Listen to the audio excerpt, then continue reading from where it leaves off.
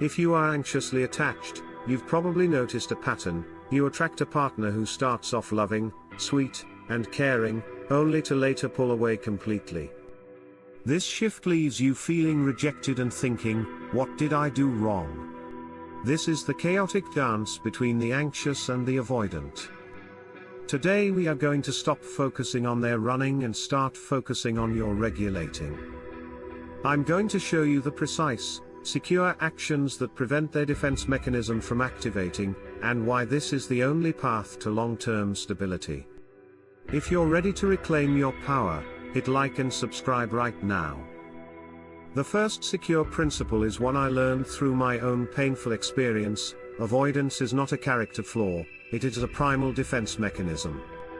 The reason you see them as so loving and sweet at the start is because most avoidant people are, in fact, secure leaning when they feel safe and unthreatened.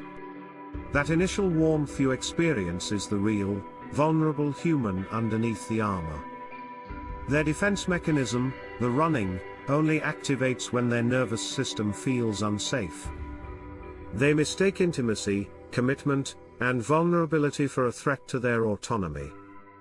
The anxious partner, that's you, sees the withdrawal and begins to try harder to bring back the sweetest, most caring person they experienced in the beginning. Your pursuit, your anxious protest, and your attempts to fix the misunderstanding are read as a complete confirmation of their fear. They run harder, because they feel trapped. The goal is not to fix them, but to create an environment where the defense mechanism doesn't need to turn on. Secure strategy 1, rewarding vulnerability, not protesting. Distance avoidants are actually deeply sensitive and highly perceptive people. The cold wall you see during a fight is their protective side activated to guard a very sensitive heart. They believe that life is not safe, and depending on a person for emotional regulation is the worst risk. If they are opening up to you, even about small, seemingly irrelevant things, this is a sign that they are truly falling in love and trusting you. This is the peak of the avoidant relationship. Your secure action plan, the only thing that matters, acknowledge and appreciate the small acts. When they are doing small, consistent acts of service, making your coffee, ironing your clothes, plugging in your phone, or giving you a simple kiss on the forehead, you must show genuine appreciation. A simple "thank you so much for doing that, it makes my morning easier," can validate their efforts and prove that the relationship is safe, seen, and not a source of constant criticism.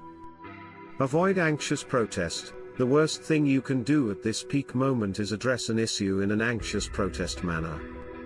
If you complain or criticize their small, human flaws, they hear, every little thing they are doing is not enough, not appreciated, or not seen. This is where their wall goes up high, and they instantly regress to protect the part of them that was deeply in love and took a risk on you. Secure strategy 2, granting space with pleasure. As an anxious person, your biggest trigger will be their sudden need for distance, a few hours of silence, maybe a couple of days of inconsistent chatting.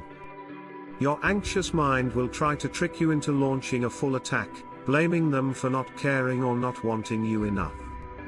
Do not fall for it. The secure check-in, instead of accusing, reach out securely, send a simple, low-effort check-in text, for example a simple "Hey, I hope your day is going great. Thinking of you," can go a long way.